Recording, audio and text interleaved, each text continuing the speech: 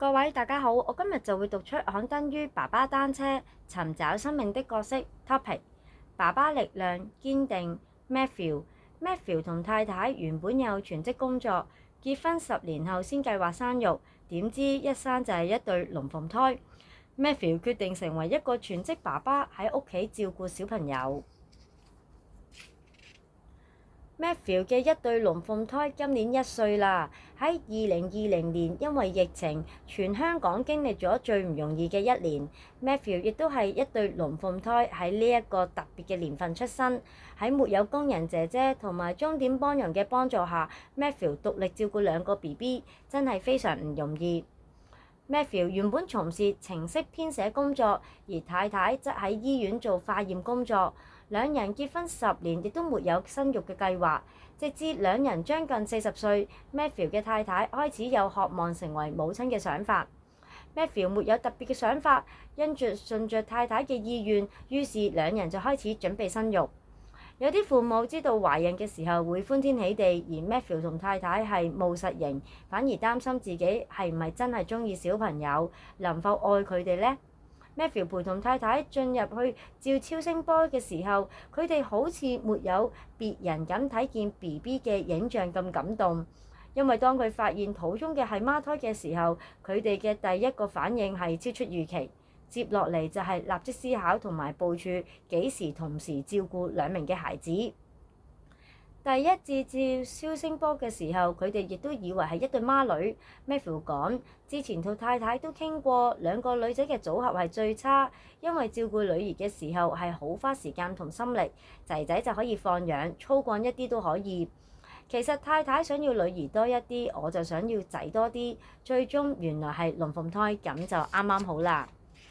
雖然龍鳳胎滿足咗2個人嘅願望，但係作為新手嘅父母，照顧1個嬰兒已經實在好吃力。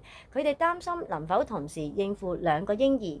佢同太太嘅父母已經喺照顧其他兄弟姊妹嘅幾名小孩子，所以揾雙方家長照顧小朋友呢個方法亦都行唔通。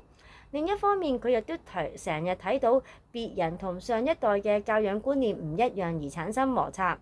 佢哋唔想因此而同長輩關係變差，然而佢哋亦都好抗拒家中多1個工人一齊生活，亦都唔想將自己嘅小朋友假手於人，最後決定親力親為，自己嘅小朋友自己照顧。Matthew 同太太嘅比較2人嘅工作性質，覺得自己係程式編寫嘅工作更有彈性，能夠以兼職形式接工作，比較容易重新投入職場。而太太喺化驗室工作，若果離職就好難再揾新嘅同等編制。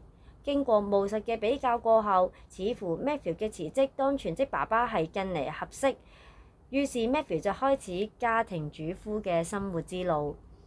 決定成為全職爸爸之後，唔同嘅人亦都有唔同嘅意見。公司嘅同事第一反應就好驚訝，有人覺得佢應付唔到1個人照顧2個小朋友，勸佢哋都係請1個工人。亦都有人覺得做全職爸爸容易與社會脫節，影響社交生活同埋擔心佢將來嘅發展。有啲人建議佢就係半職工作，半職照顧小朋友較好，因為全職照顧小朋友生活好封閉，有啲工作對自己身心嘅平衡一啲。Matthew 將呢個好意通通聽下，但係佢仍然堅持自己嘅想法。然而對於 Matthew 呢個決定，最大反應就係自己爸爸。Matthew 嘅爸爸思想比較傳統，一直希望兒子能夠做政府工，更加認為男主外女主內，丈夫應該成為家庭同埋經濟支柱。爸爸嘅建議，我哋不如搬返去住，最多請多個工人。我爸爸比較傳統，一直好想自己嘅仔出人頭地，一向都會將自己嘅子女同別人比較。可能老人家同朋友講起會咁樣覺得唔係太好，言談間知道佢好介意我係做全職爸爸。雖然全職爸爸呢個決定帶來唔少反響，但 Matthew 亦都沒有當一回事。其實本嚟都沒有俾自己設定一個特定嘅角色，佢覺得爸爸媽媽都係小朋友嘅照顧者，只係分擔唔同嘅位置。Matthew 有心理準備當全職爸爸後，亦都未感受到成為父親嘅喜悅，咁因為要忙着準備應付日後育兒生活。佢同太太報讀咗育兒班，亦都計劃喺預產期前1個月離職，為嬰兒將來生活所需。點知喺預期前嘅1個月，醫生發現個女嘅喺肚內唔再長大，所以就決定提早開刀攞個 BB。BB 突然亦都早咗1個月出世，讓 Matthew 陣腳大亂。原本計劃好好嘅交接工作先離開，咁樣就要立即離職。喺太太開刀留院嘅4日內，Matthew 立即打點家中嘅一切，最終一切就係等呢一對龍鳳胎順利出生。慶幸大小平安，然而細女嘅出生時不足4磅，需要留醫一段時間。Matthew 同太太先接觸足磅嘅兒子回家，熟習一下照顧嬰兒，等女兒足磅之後再接佢返屋企。湊妹妹嗰陣時啊，個心真係好驚啊，因為佢係早產嬰兒，要特別照顧，我真係好驚好擔心啊！妹妹真係好脆弱，又要早產，佢飲早產嬰兒嘅奶粉，我又好驚沖錯。當時我好大壓力啊，壓力大到胃痛，食任何東西都想有嘔嘅感覺。Matthew 講，起初每3小時餵1次奶真係好忙，2個嬰兒要食唔同嘅奶粉，所以要分開2次餵奶，每個餵半個鐘，然後再氹返佢哋瞓覺。哥哥比較容易入睡，但妹妹需要花更多，成1個鐘頭嘅時間先能夠氹到佢瞓。只係餵奶同埋氹瞓覺已經花咗好多時間，然後亦都要做好多嘅家務，又要收拾同埋洗嘅工作，好容易就花光咗1日嘅時間。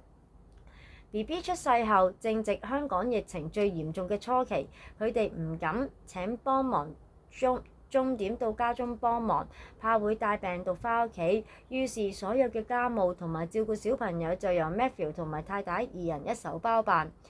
尤其係白天只得佢1個人無間斷地照顧寶寶，忙到自己食飯嘅時間都冇，真係好辛苦。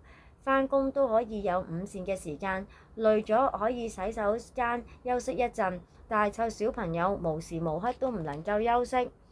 但係辛苦嘅同時，佢越嚟越感覺到同仔女嘅連結同愛。從前好驚自己會唔識得愛小朋友，雖然自己唔再係睇住 BB 就好容易感動嘅嗰種人，但係佢確實地感覺到自己同 BB 嘅感情越嚟越深厚。照顧2個小朋友，坦白講真係好辛苦。返工好辛苦係有怨言，但係照顧小朋友你係唔會有怨言。我感覺到呢啲係愛。起初 Matthew 都有照顧小朋友邊做兼職。喺2個寶寶6個月大嘅時候，因為哥哥同妹妹搶玩具，妹妹搞到大喊。原本正在處理公事嘅 Matthew 下意識就將妹妹先抱到梳化上隔開，再繼續手頭上嘅工作。佢突然聽到砰嘅一聲，原來妹妹又喺梳化上跌咗落嚟，嚇到 Matthew 個腦一片空白。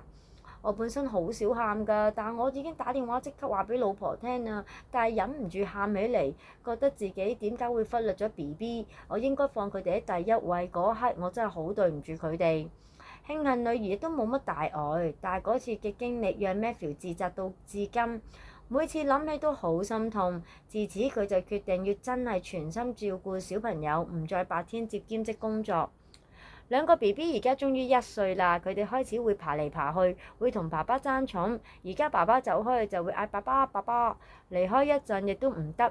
喺一般嘅家庭，子女通常亦都會黐媽咪。Matthew 太太睇見子女只揾爸爸，難免有點失落，咁亦都係全職爸爸嘅副作用。始終媽媽嘅母性，佢亦都會唔開心，但係亦都係冇辦法嘅事。現實嘅效果係咁樣，唯有放假嘅時候就交俾佢照顧啦。我將家務做完，讓佢放假嘅時候就能夠全心全意同小朋友相處。Matthew 期待子女開始長大嘅時候，佢可以增加兼職嘅比例，能夠有啲時間喺屋企工作。相信佢哋喺返學嘅時候可以接觸更多工作。其實習慣咗喺家中模式，多接幾份項目，其實與全職收入無異。Matthew 係家庭主婦，亦都係居家工作者，真係最唔簡單嘅爸爸。全文完，各位晚安。